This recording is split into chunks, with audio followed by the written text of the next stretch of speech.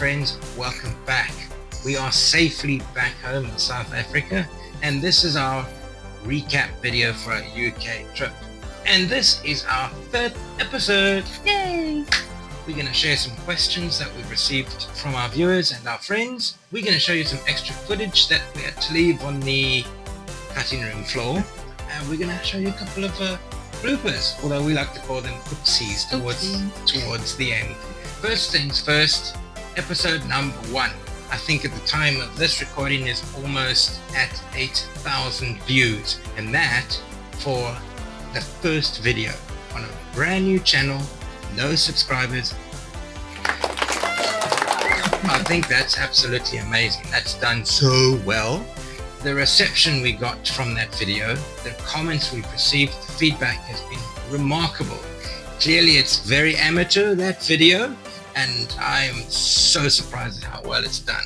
Yeah, and we've got just over 200 subscribers on the channel too, so thank you to those who've been watching from the very start. We hope that we answer some of your questions in this video today. 200 subscribers! So with 4 videos out, 200 subscribers, in total 13,000 views in 2 months. Good numbers for really part-time YouTubers, I think. I believe that is good numbers. Yeah. Another interesting little fact is that according to YouTube analytics, 78.4% of our viewers and commentators are from the United Kingdom, with only 6.4% from our own country of South Africa.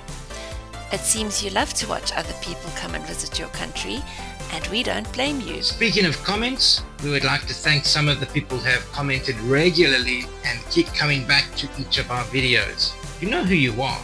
Namely, Cranky Tourist, Maxwell Moore, Zandra, Craig 3782, Carissa, and saving the best for last, Vivian and Patrick Delaney. Your comments across our videos really kept us going and given us the courage to continue this little endeavor that we've got going on here. So thanks again, guys. Keep those comments coming. Yeah, if you have more comments, post them on this video too. This is not the end of our answering of questions. We love comments. Any more questions? Yeah, in the comment section below. Speaking of, let's go to some of the comments and questions that you've sent us so far. But first, coffee.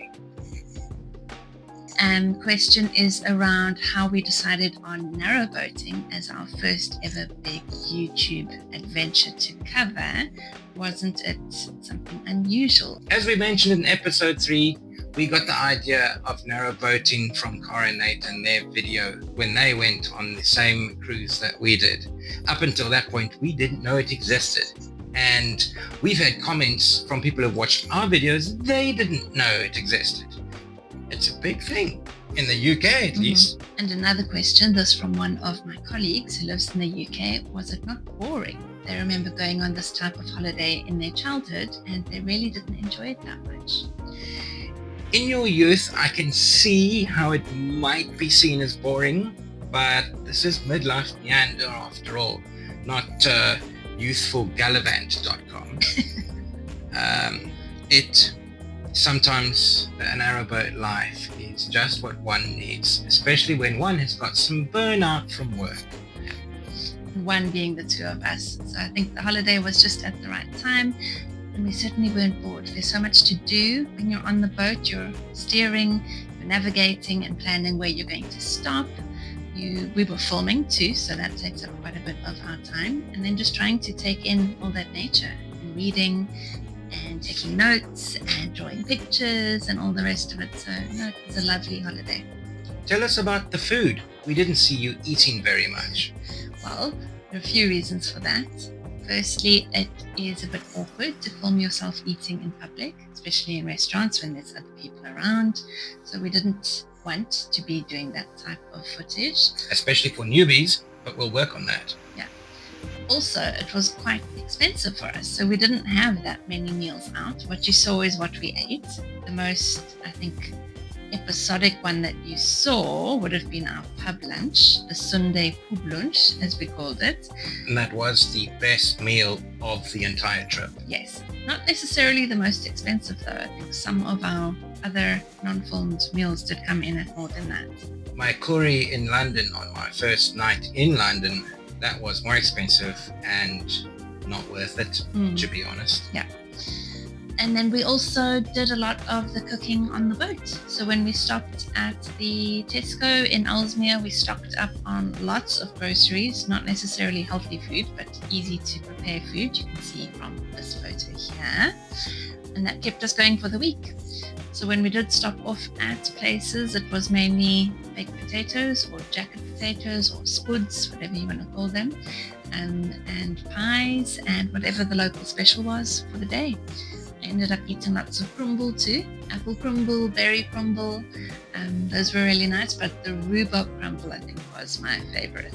Another one for you, do you realize how lucky you were with the weather? Because you were trotting about in your shorts and sandals most of the time in winter. What I found is we had that gap, that part of the year to go narrowboating, and at least 60-70% of the hiring companies closed for those few months, for the winter months. Luckily for us, Whittington Narrowboats still hired, and the weather was perfectly fine. It was beautiful for us, as you could see in some of our videos, except for the leaves in the canal, which added some charm, although it jammed up the prop every now and then. We were really lucky with the weather. And when I say lucky, I'm really lucky because a day or two after we left the UK, that's when apparently you guys got horribly snowed in. So we had the weather warnings as we were getting to the airport to fly home actually, and that was the first really severe snowstorm in the UK, so we just missed that, and that would have definitely affected our plans and the route and even being able to get onto the canal in the boat. So yes, we were really lucky. And then this one always wears shorts and sandals, even in winter here in South Africa, so that wasn't unusual. We did pack warm woolies, but he doesn't wear them often. I've got Scottish blood, you see. The other upside was the canals were nice and empty. Yes. I believe they can be a nightmare in the middle of high seasons or summer for you guys. Just being so busy, especially up in the Llangollen area. Yeah, so some of those bits are really narrow, one boat at a time, and I believe you wait hours to pass sometimes, so that we really appreciate. Now, let's talk about the transport. How did you find your way around on the tubes and the trains and everything else, which is very UK specific? The UK is big on trains. You guys love your trains, and we love them too. Tube system we found wonderful. As mentioned right in the first video, I had been to London 25 years prior. Back then, there was only one line leading from Heathrow Airport into town. Today there's 3, and they've just expanded all those rail networks. So, but not only the tube, you've got the overland trains. Our particular favorite that we were getting to and from Elstree from was the Thames Link, the Thames Link train. Oh, what a nice train. Very nice. On our last night of exploring London, I asked the employee there on the station, when is last train? He says, last train? Are you mad? It's Friday night. So we were expecting to be told, be here by this time or you won't make your way back. Doesn't seem to be an issue. It's certainly different on the public transport here. Yeah, the overland trains up to Llangollen was really nice. We for our first section up to Wolverhampton, it was the Avanti West Coast train, and after that it was the Transport for Wales train, and after that it was a taxi, because the small towns in England don't have Uber. So the one Uber we caught was actually in Windsor to take us from the long walk back to the main town where we went to the Prince Harry pub. So that bottom line is Ubers in the big centres, not in the rural areas. Yeah. Okay, another question that we've been asked a few times by different people is, what surprised you the most? About the UK, first thing, the dog culture. Wow, dogs everywhere. People walking their dogs to and fro, under the sea, over the peaks, over the canals. Their dogs on the canals, on the boats, everywhere. And cats. And cats. Yep. So that's the first dogs of every shape and size you can imagine. Arriving at a train station called St. Pancras International. That threw me off, because if I hear the word international, I'm like, ooh, plane, where's the plane?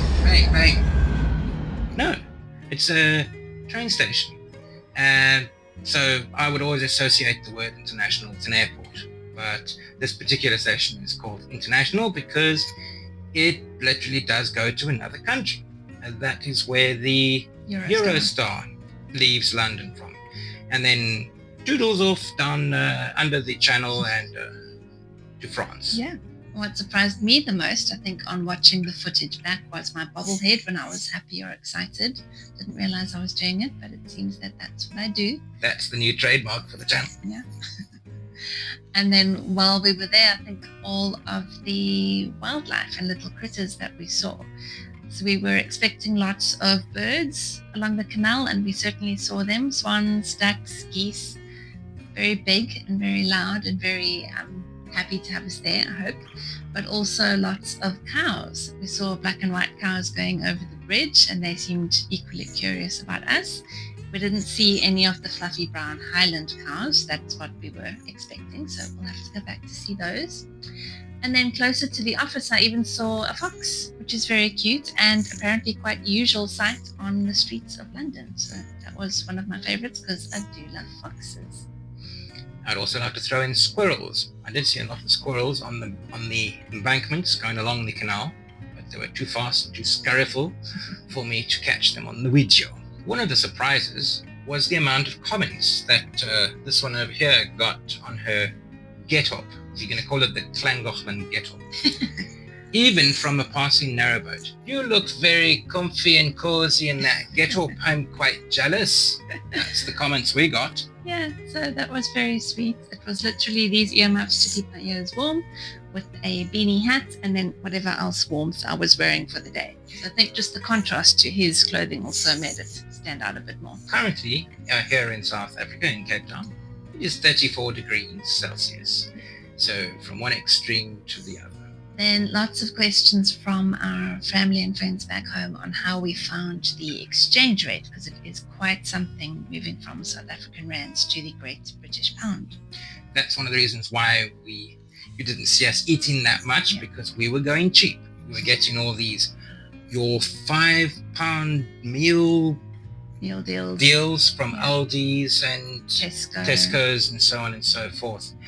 To give you an idea, the price you pay in pounds for a Guinness will get you 4 Guinnesses in a Cape Town pub. Yeah, and that's not a cheap pub either. So that's not a cheap pub. Yeah. Yeah, it was very pricey, and we were lucky to go when we did, and we are now saving up for our next trip. So if you would like to see us elsewhere, please do put your comments in and also buy us a coffee. Click on that link. Speaking of, as you saw in that first video, here it is right here. This cup made it all the way home and is still in mint condition.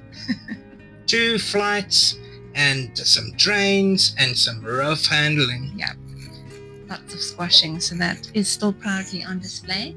But that links to one of our biggest regrets, which is... we obviously regret only having a day and an evening to explore the whole of London. Even though I thought we did a pretty good job, there is so much we didn't see that we wanted to.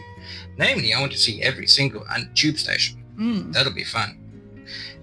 But our visit to Birmingham, we bought this nice cup of what? Glühwein.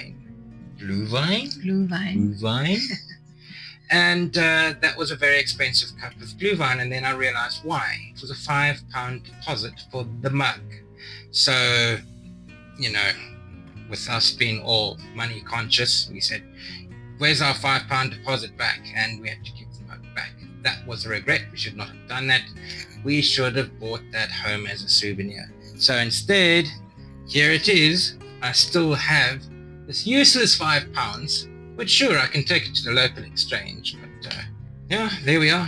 And keeping on the subject of souvenirs, here is Welshie. That is one souvenir we did get to bring back. So we got the shirt also that you're wearing. All we got as souvenirs were Wales related. So it's Welshie, my current Welsh shirt, and a few Christmas decorations that we put up on the tree that are already packed away. That is it. That's all that we brought home with us. Also, I had looked up before we went that there is a very cute looking place called the Teddy Bear's Tea Room in Chirk. You may remember we were in Chirk on the way there and on the way back. We found said tea room on the Sunday on our way to the pub to watch the rugby, but it was closing. And that was the only time that it was open. So we have to go all the way back to Chirk so I can have a cream tea at the Teddy Bear's Tea Room. Now we have a question for you. What did we miss? If you live in the UK or you've been there before, is there anything on that little stretch that we covered that we should have seen? Is there anything beyond that we should have seen? Definitely, I know that, but let us know. And where else would you like to see us travel? Let us know in the comments below. Okay, that's it for the questions from you guys. Up next is our behind the scenes or extra footage or oopsies or bloopers.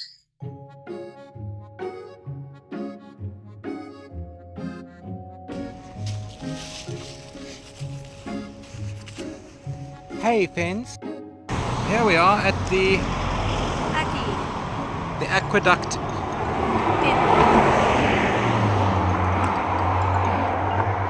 It is now 11 o'clock. So there's the bridge in the distance behind us. It is now 11 o'clock, but they only open for lunch. 12 o'clock for lunch.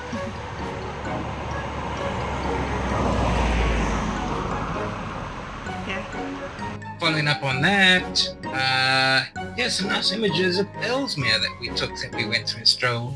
Did you know Ellesmere was voted the 6th most populous thing? That's hilarious. I didn't know you were going to do it like that. This might be a blooper from this very video. Okay, that's hilarious.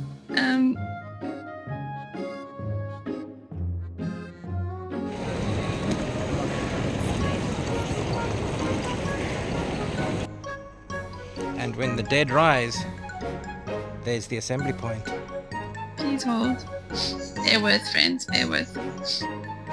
Hey, Fans. Hey, Finn. So we're eating on some chili 3-bean soup that we got from Tesco's at. Did you know Ellesmere was voted one of the top 6 places to live in the Midlands in 2022?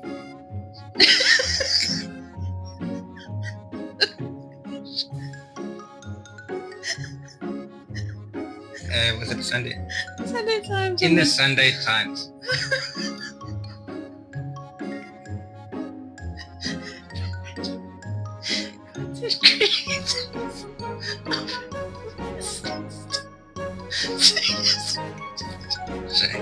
Can't you set the 3% dialogue? That's hilarious. I didn't know you were going to do that so sweetly though. You're like, can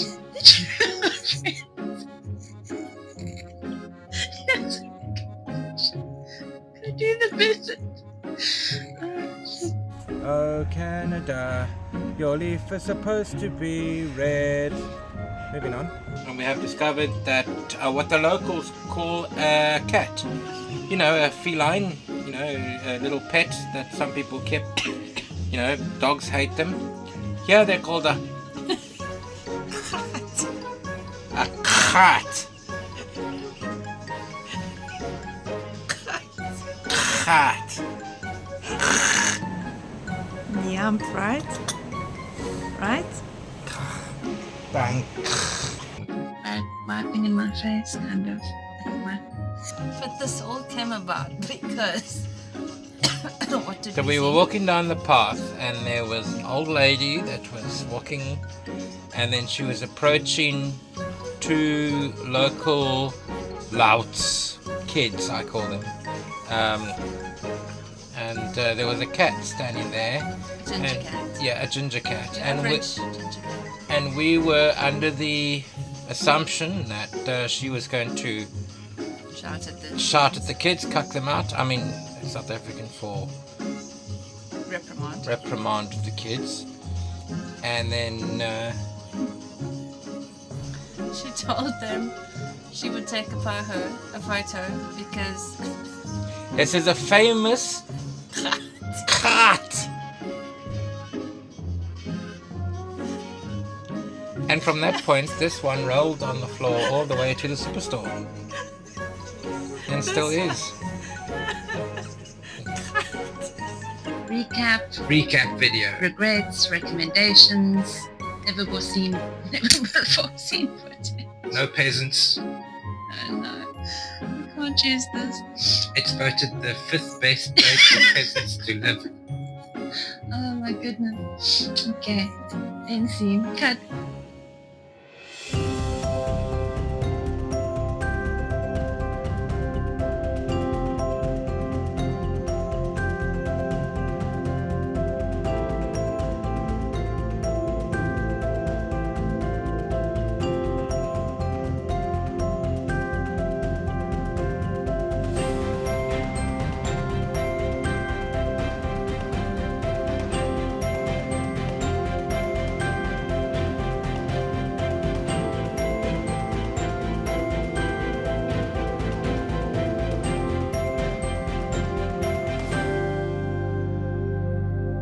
I'm gonna say what other YouTubers say. Smash that like button, whack that bell, and you Subscribe if you haven't yet done so.